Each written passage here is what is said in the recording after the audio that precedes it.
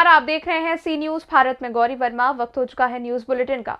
इस बुलेटिन में बात होगी बदायूं की, जहां राष्ट्रपति की पुण्यतिथि पर रघुपति राघव राजाराम कीर्तन का किया गया आयोजन।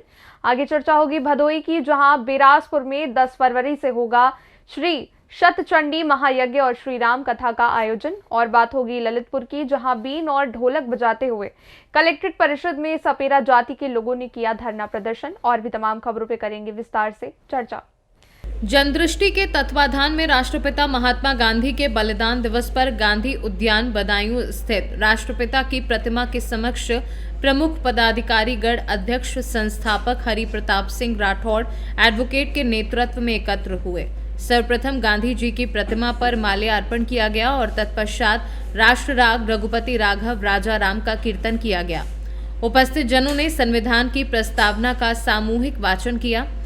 तदंतर ध्येय गीत जीवन में कुछ करना है तो मन को मारे मत बैठो, साथ ही संगठन की वार्षिक कार्य योजना तैयार की गई तथा सांगठनिक इकाइयों का पुनर्गठन किया गया। इस अवसर पर विचार व्यक्त करते हुए जनदृष्टि के अध्यक्ष संस्थापक हरि प्रताप सिंह राठौड़ एडवोकेट ने कहा कि राष्ट्रपिता महात्मा गांधी के विचारों से प्रेरित होकर उनकी पुण्यतिथि के अवसर पर वर्ष 2011 में संगठन की स्थापना हुई। उनके मंत्र रघुपति राघव राजाराम के निरंतर जप से देश में महत्वपूर्ण परिवर्तन हो रहे हैं। श्री राठौड़ ने कहा कि भारतीय संविधान से अस्थायी और अनुपयोगी प्रावधानों को हटाए जाने की जरूरत है। विकसित भारत के निर्माण में सूचना सामाजिक कार्यकर्ताओं की भूमिका महत्वपूर्ण है। बदायूं से सी न्यूज संवाददाता आकाश तोमर की रिपोर्ट। मुख्यमंत्री सामूहिक विवाह योजना में होगी जबरदस्त कार्यवाही। बांसडी विधायक केतकी सिंह ने कहा कि मामला मनियर में हुआ था, मुख्यमंत्री सामूहिक विवाह कार्यक्रम का है। विधायक केतकी सिंह ने कहा कि जांच में पकड़े गए दोषी अधिकारियों, कर्मचारियों एवं दलालों को ऐसी कठोरतम सजा दी जाएगी जो प्रदेश के लिए नजीर बनेगी। विधानसभा है, आप ही के विधानसभा में ये आयोजित हुआ था कार्यक्रम। देखिए, मुझे आप सभी के माध्यम से, क्योंकि आप समाज के एक जागरूक कोतवाल आपको कहा जा सकता है, मीडिया को, तो मुझे आप सभी के माध्यम से जानकारी मिली किस तरह का काम सामूहिक विवाह में हुआ है। और मैंने तुरंत ही इस विषय पे अपने ज़िले के जिलाधिकारी समेत सीडीओ समेत सभी को इस बात के लिए निर्देशित किया है कि एक एक जोड़े की जांच हो और क्या वास्तविकता है उसकी मुझे पूरी रिपोर्ट चाहिए। और मैं आपके ही चैनल के माध्यम से सभी को यह विश्वास दिलाना चाहती हूँ, अगर एक भी जोड़ा ऐसा निकला तो जो भी इसके दोषी होंगे उनके ऊपर कठोरतम जो कार्रवाई आप समझ सकते होंगे वो कार्रवाई सुनिश्चित होगी। सहयोगी धनराशि जो दी जानी थी, क्या वो रोकी गई? सब रोक दी गई है। अभी किसी को कुछ नहीं मिलेगा। जब तक सारे जोड़े प्रमाणित नहीं हो जाते तब तक किसी को कुछ नहीं मिलने वाला। अभी तक जनपद में मुख्यमंत्री सामूहिक विवाह बहुत जगह आयोजित हो चुका है। पहला मामला ये सामने है मीडिया के माध्यम से। ऐसा उम्मीद है, ऐसा अंदाजा लगाया जा सकता है कि सभी कार्यक्रम में ऐसे भ्रष्टाचार कर। देखिए, आप मीडिया कर्मी हमारे इतने जागरूक हैं कि मैं नहीं समझती कि आप लोगों के या हमारे पार्टी के कार्यकर्ताओं के या बाकी अन्य जगह भी ऐसा हो। बलिया से सी न्यूज संवाददाता श्री कृष्ण तिवारी की रिपोर्ट। गोपीगंज क्षेत्र के बेरासपुर में स्थित बाबा बेरासनाथ मंदिर परिसर में आगामी 10 फरवरी से श्री शतचंडी महायज्ञ और श्री राम कथा का संगीत में प्रवचन का भी आयोजन किया गया। 10 फरवरी को भव्य कलश यात्रा के साथ महायज्ञ का शुभारंभ होगा और प्रतिदिन महायज्ञ और विष्णु महाराज के द्वारा श्री राम कथा का संगीत में प्रवचन होगा।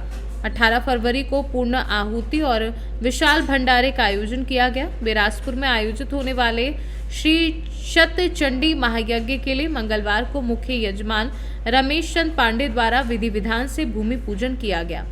इस समारोह में गांव के ही कथावाचक विष्णु महाराज श्री राम कथा का प्रवचन करेंगे। श्री शतचंडी महायज्ञ के लिए आयोजक मंडल के लोग तैयारी में जुटे हैं। मंगलवार को हुए भूमि पूजन के दौरान बब्बन तिवारी, तूफानी तिवारी, बेचन मिश्रा, संजय तिवारी, विद्याधर पांडे, बच्चन पांडे, रमेश पांडे, लक्ष्मीकांत तिवारी आदि लोग उपस्थित रहे। भदोई से सी न्यूज संवाददाता सुनील की रिपोर्ट। ललितपुर जिला में निवास करने वाले आधा सैकड़ा सपेरा जाति के पुरुष, महिला व बच्चों ने जिला कलेक्ट्रेट परिषद में धरना प्रदर्शन किया। मांग की जाति प्रमाण पत्र की। नहीं मिल रही है सरकारी योजनाओं का लाभ, वंचित है शिक्षा, आवास और सरकारी योजनाओं से। बीन और ढोलक बजाकर प्रदर्शन किया गया है। अपर जिलाधिकारी अंकुश श्रीवास्तव धरना स्थल पर पहुंचे और लोगों की समस्याएं सुनी। देखिए क्या कहना है सपेरा जाति के लोगों का उन्हीं की जुबानी। हमारे संवाददाता विकास सोनी के साथ। सपेरा जाति अनिश्चितकालीन धरने पर बैठी हुई है। वहीं पर अनोखा तरीका जहां पर बीन बजाकर जहां पर विरोध प्रदर्शन किया जा रहा है और वहीं पर अनिश्चितकालीन धरना। वहीं पर अपर जिलाधिकारी पहुंचे मौके पर। आइए जानते क्या समस्या आ रही है जाति प्रमाण पत्र न बनने के कारण, क्या क्या परेशानी का सामना करना पड़ रहा है जहां पर सपेरा जाति के को। वहीं पर आप पीछे आपको दिखाएंगे कि यहाँ पर बीन बजाकर यहाँ पर अनिश्चितकालीन धरना दे रहे हैं सभी सपेरा जाति और मांग कर रहे हैं जाति प्रमाण पत्र की। जाति प्रमाण पत्र न होने के कारण जहां पर स्कॉलरशिप से लेकर शिक्षा से लेकर सभी से वंचित होना पड़ रहा है। बैठे हैं कई बार जहां पर प्रार्थना पत्र दे चुके हैं, प्रार्थना पत्र देने के बाद भी इन्हें जाति प्रमाण पत्र नहीं मिला। ललितपुर को अछूता क्यों रखा जा रहा है, यह भी अपने आप में प्रश्न है। इन्हीं से जानते हैं क्या क्या परेशानी का सामना करना पड़ रहा है। पीछे की साइड आपको दिखाएंगे कि ढोल और नगाड़े के साथ और बीन लेकर मंजीरा लेकर जहाँ पर विरोध प्रदर्शन किया जा रहा है और अनिश्चितकालीन धरना दिया जा रहा है। चलते हैं सपेरा जाति के लोगों के पास और जानते हैं जाति प्रमाण पत्र न होने पर उनको क्या क्या परेशानी का सामना करना पड़ रहा है। नमस्ते, क्या नाम है आपका? मनोज नाथ।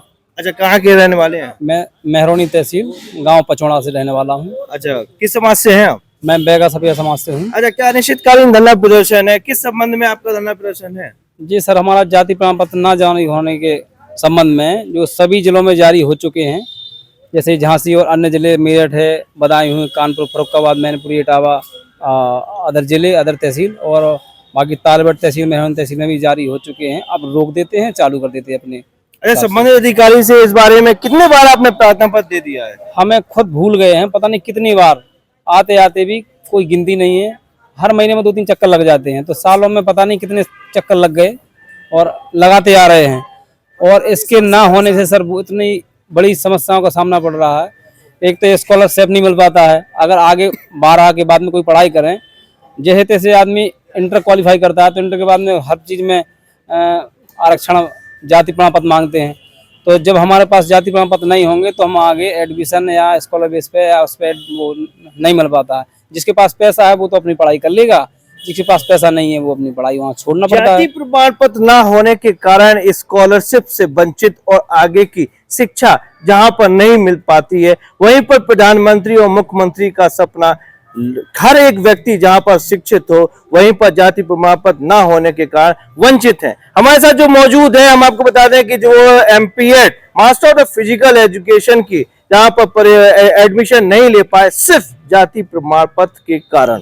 जी, क्या हुआ? आप MPEd का एडमिशन लेने के लिए गए थे? तो सर मैं वहाँ स्कॉलरशिप जमा नहीं कर पाया, तो इस वजह से मुझे वहाँ एग्जाम में नहीं बैठने दिया।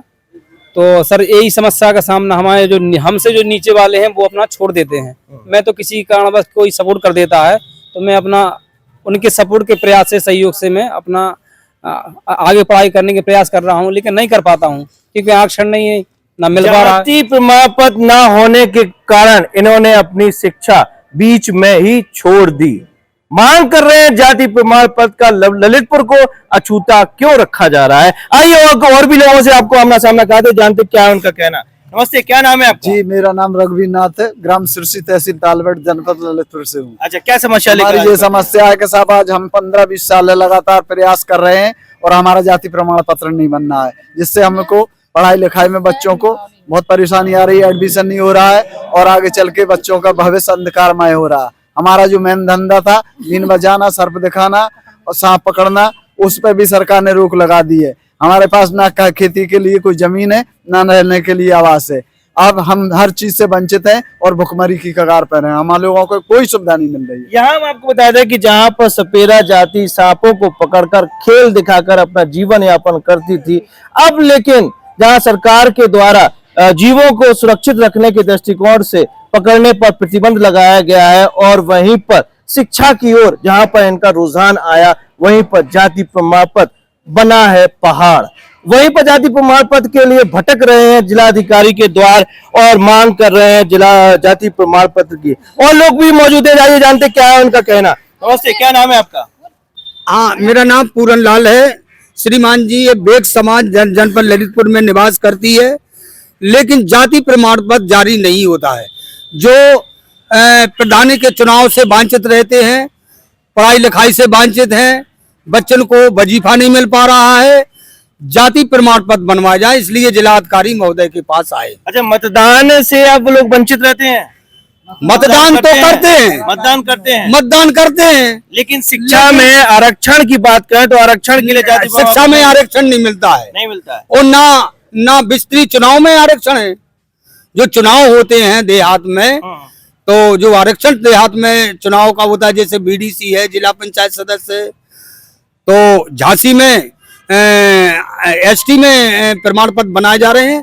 केवल ललितपुर ही बाकी है जो बेग समाज को जाति प्रमाण पत्र नहीं जारी किए जा रहे हैं। यहाँ हम आपको बता दें कि जहाँ पर मतदान के लिए इनका उपयोग किया जा रहा है, जब ये अपनी मांग कर रहे हैं शिक्षा में आरक्षण, नौकरी में आरक्षण की, लेकिन अब उसमें जहाँ पर जाति प्रमाण पत्र पहाड़ बना हुआ है और कई बार जहाँ पर ज्ञापन दे चुके हैं, वहीं पर ललितपुर को अछूता रखा जा रहा है। अनिश्चितकालीन धरना प्रदर्शन जहाँ पर ललितपुर में सपेरा जाति का जिलाधिकारी कार्यालय में हुआ है, वहीं पर अपर जिलाधिकारी अंकुर श्रीवास्तव ने जहां पर इनकी बातों को समझा और इनसे बात की, इनकी समस्या का समाधान करने का प्रयास किया।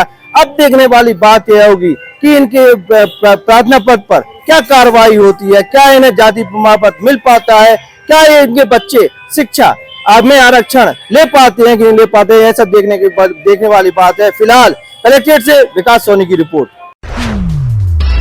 मेरठ में पुरानी रंजिश में नाबालिग किशोर की हत्या के मामले में परिजन एसएसपी ऑफिस पहुंचे। पुरानी रंजिश में नाबालिग किशोर का अपहरण कर हत्या की गई है। खेत में युवक का शव पड़ा मिला है। थाना पुलिस से शिकायत करने पर नहीं हुई कोई भी कार्यवाही। मुकदमे में वांछित आरोपी खुलेआम घूम रहे हैं।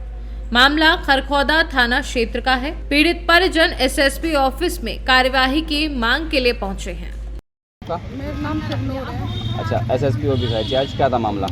मेरे लड़के को मार दिया था मेरे मामू के लड़कों ने। मैं इंसाफ चाहती हूँ। वे सारे खुले घूम रहे हैं, बस सिर्फ एक जेल में गया है और सब बाहर है। बताओ, मेरे एक ही लड़का था, मैं क्या करूँ? मेरी तो नस्ल खत्म कर दी उन्होंने। कितने साल का लड़का था आपका? 15-16 साल का लड़का था मेरा। कुछ पुरानी रंजिश थी आपकी? हाँ, लड़ाई हो गई थी मेरे भाई की। मैंने उनके खिलाफ रिपोर्ट लिखवा दी थी। उसी दिन मेरे लड़के को उठा लिया था 27 तारीख में, और 29 तारीख में लाश मिली थी उसकी। और उसने एक ने कबूल करा, अपने भाइयों को बचा लिया। सदाकत अली ने, बस एक जेल गया है। और सादिक अली, पप्पू, जाहिद, ये इनको नहीं पकड़ा पुलिस ने पैसे लेके खा लिए। थाना कौन सा लगता है आपका? थाना खरखौदा। शिकायत करी थी आपने थाने में? जी, शिकायत करी थी। मेरे आदमी अनपढ़ हैं, उसका फ़ायदा उठा लिया इन्होंने। सबके नाम बताए एप्लीकेशन में बस, और एक का नाम खोला है उन्होंने और को नहीं पकड़ा उन्होंने। मैं चाहती हूँ ये जो मेरे लड़के के कातिल, अधिकारी से मिलो। अधिकारी ने क्या कहा? अधिकारी ने कहा हम इसकी जांच करेंगे। मेरठ से सी न्यूज़ संवाददाता जावेद अब्बासी की रिपोर्ट। फिलहाल के लिए न्यूज बुलेटिन में बस इतना ही। देश और दुनिया की तमाम खबरों के लिए आप देखते रहिए सी न्यूज भारत।